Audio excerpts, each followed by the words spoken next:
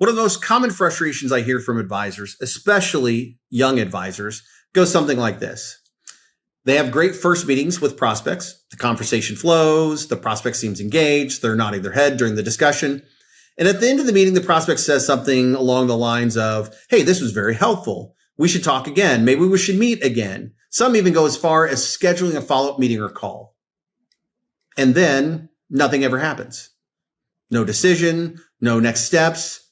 Sometimes the prospect even completely disappears. And when this happens, most advisors assume that the problem is that they simply need to get better at closing. But in my experience, that is rarely the issue. The real issue is that most advisors were never taught how to help someone make a decision. Advisors are taught a lot of things. They're taught how to explain investments. They're taught how to present financial plans. They're taught how to describe their process. But helping someone move through a decision process is very different. And it's a very different skill set. And that's what I want to talk about today, because the real question advisors should be asking is not, how do I convince them? The real question is, how do they decide? Because that simple shift changes everything. Let's get into that. This is The Rare Advisor, a show for financial advisors who want to build and grow their practice through the use of a business model supercharged by recurring and repeatable events. The Rare Advisor is brought to you by the Advisor Protocol Consulting Team at USA Financial.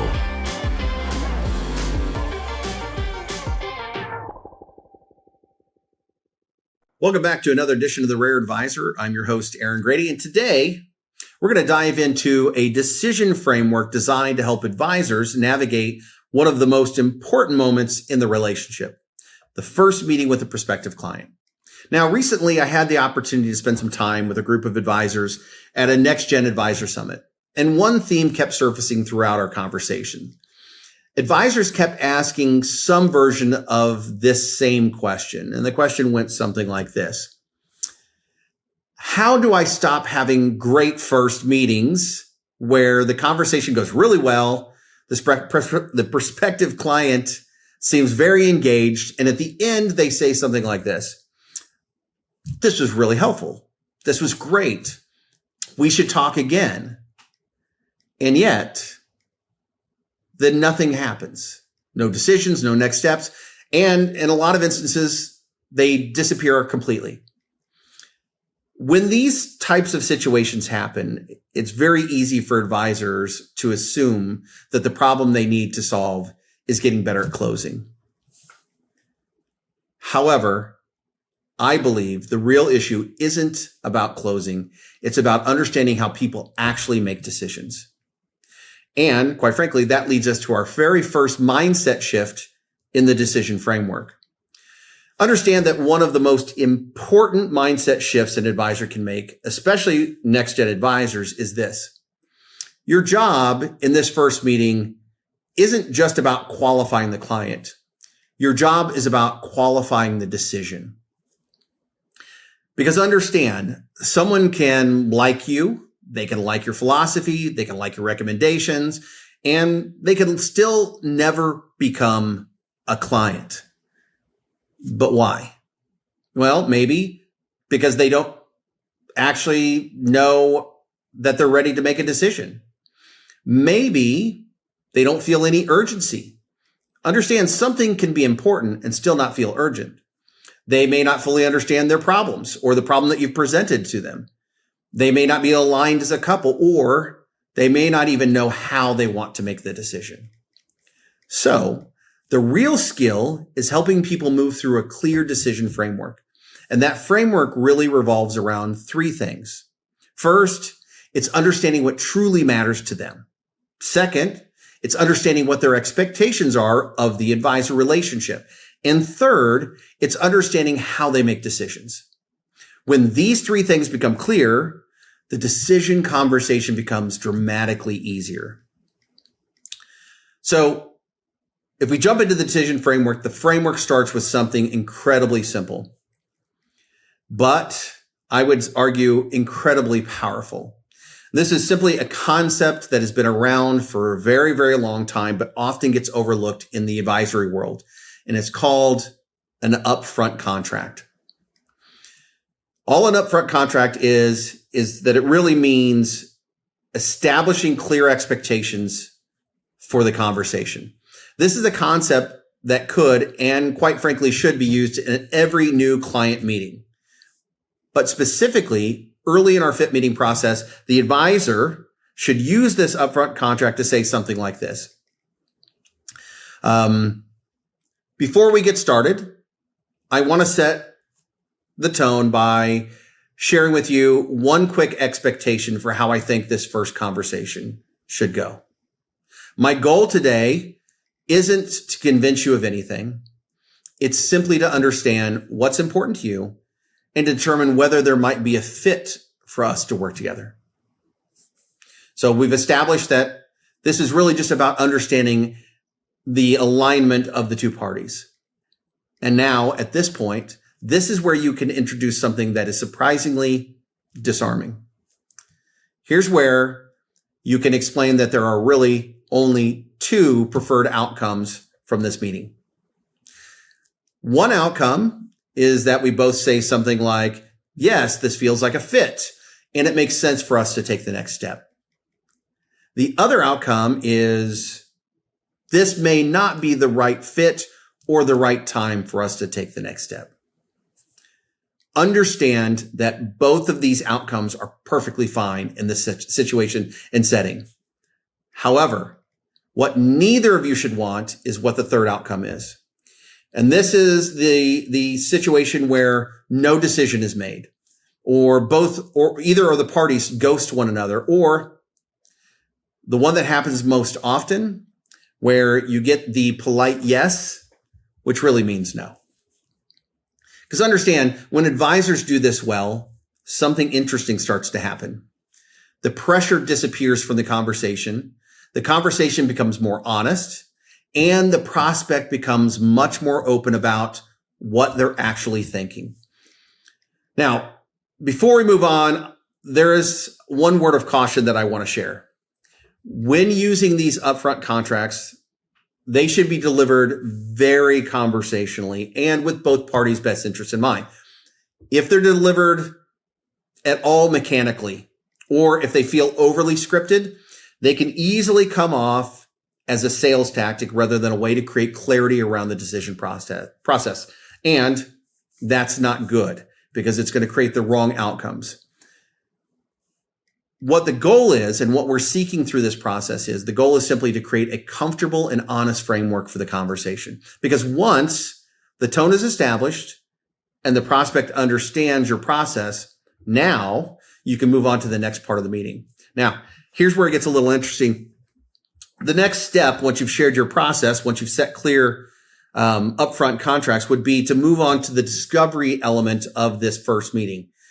Now, when I say discovery here, this, for those of you who have done work with us in the past, this may run counter to some of the things we've said, because true discovery, we believe, comes later.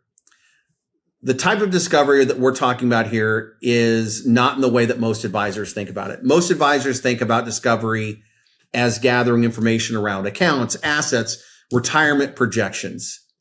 But the real purpose of the discovery in this meeting is something very different. It's about uncovering what actually matters to the prospective person, prospective client, what the emotional drivers are, and the problems that they're really trying to solve. One of the simplest tools to do this is a tool and a worksheet that we've created that asks prospects to identify 3 things that matter most in their financial lives. Now, on this worksheet, there could be things like income and retirement, financial security, debt, taxes, estate planning, peace of mind, asset protection. But the magic isn't in the worksheet. This simple worksheet with a list that they choose choose the top 3 things. The magic actually lies in the conversation that follows. Instead of collecting the answers, here's what you should do. Once you've got the information off of the sheets, you should ask some simple questions. One of the simplest questions you could ask would be, walk me through the 3 items you selected and why those stood out to you. And here's where you go a little deeper. Ask the next question. what made this important to you right now? What problem would this solve for you? What would change in your life if this were handled for you and handled well today? And eventually, you arrive at one of the most powerful questions an advisor can ask. That question is, what's the concern sitting underneath that? It's the asking the question of, what's the question behind the question? What's the concern behind the concern? Digging deeper, asking questions 3 layers deep shows needs, cares, unrealized issues and problems, and shows that there's an honest and to goodness desire to get to know what matters most to the prospective client. Because understand, that's where the real decision drivers live. So we've talked about understanding what matters most to them. Let's talk about the second part of the framework, which really focuses on something that quietly damages a lot of advisor-client relationships.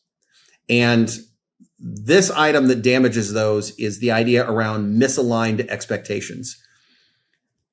Prospects often come into a relationship with very different assumptions about what matters most. Some prioritize safety, some prioritize growth, some care deeply about tax efficiencies. Others care most about income planning. Some are very focused on fees. But the real question isn't what they prioritize. The real question is, what does success look like to them? So you should ask questions like this.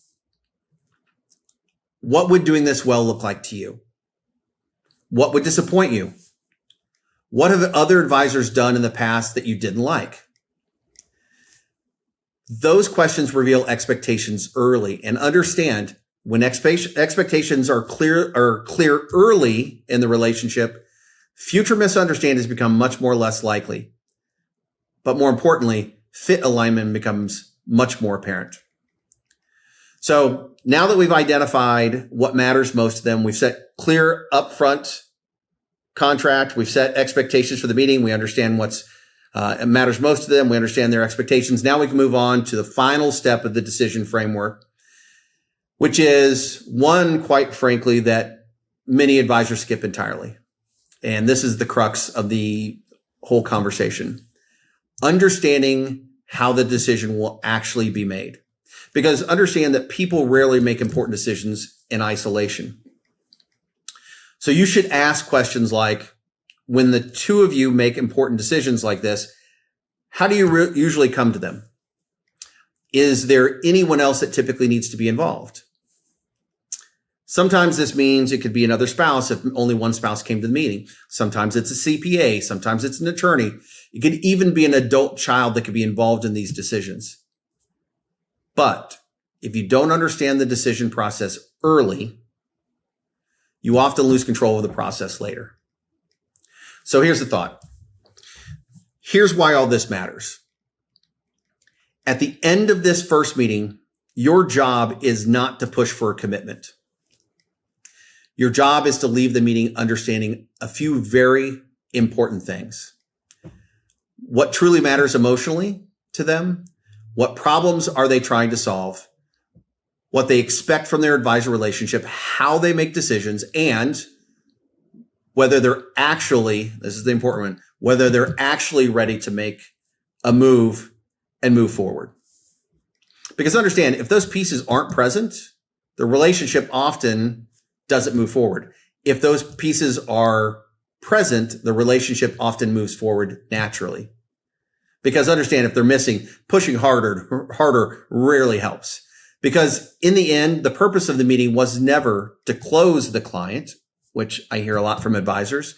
The purpose of the meeting was to qualify the decision. And when advisors learn how to guide people through a clear decision process, something very, very powerful happens. Prospects stop feeling like they're being sold, and they start feeling like they're being helped. And that is where great advisory relationships actually begin.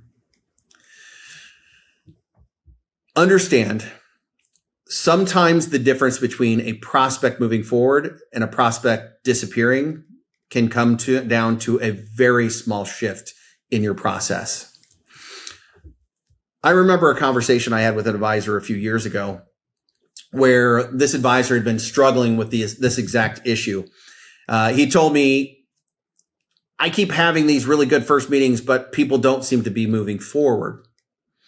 And as I was talking through this process, it became clear what was happening. He was doing a great job of explaining things. He was very knowledgeable. He was very thoughtful. He was very likable, but he was skipping one critical step. He wasn't helping the prospect make the decision. So with a little tweaking, we made a small change to how he ended his meetings. Instead of asking the standard, what would you like to do next? Or let's go ahead and schedule the next appointment, which even if they did schedule the next appointment, too often they never kept. He started saying something like this. After conversations like this, people usually land in one of two places in our conversations. Either they feel like this might be a good fit and want to take the next step, or they've realized this probably isn't the right time or the right relationship, and that's perfectly okay too. All I ask is that when we reconnect in a couple of days, that we're honest with each other about which of those two it is. That one change shifted the entire dynamic because the conversation was no longer about hiring an advisor. It was about making a clear decision and agreeing to the next step. So I would share with you that within the next few months, things started happening. More prospects started saying yes. And the ones who said no said it sooner, which meant as an advisor, he stopped chasing conversations that were never going anywhere anyway. So here's what I leave you with. Understand that at the end of the day, great advisors don't pressure people into decisions. They create the clarity that allows people to make them. So thanks again for listening to another edition of the Rare Advisor podcast. If you found this episode valuable to you, be sure to like and subscribe so that you don't miss out on future conversations. And if you'd like a copy of the decision framework guide that we discussed today, feel free to reach out to our team and we'd be more than happy to send you a copy. And I'll leave you with this. As always, when the why is clear, the how becomes easy. So never lose sight of your why. This information is for licensed financial professionals only and is not intended for use in soliciting sales from the public. The views expressed represent the opinions of the presenter or their featured guest, not necessarily those of USA Financial or its affiliated subsidiaries. Industry references are generic and not intended to represent actions or beliefs of any individual or entity. Content is only presented to illustrate general principles, beliefs, or ideas and should not be construed as legal or regulatory advice. Trademark and copyright protected. USA Financial and Affiliates.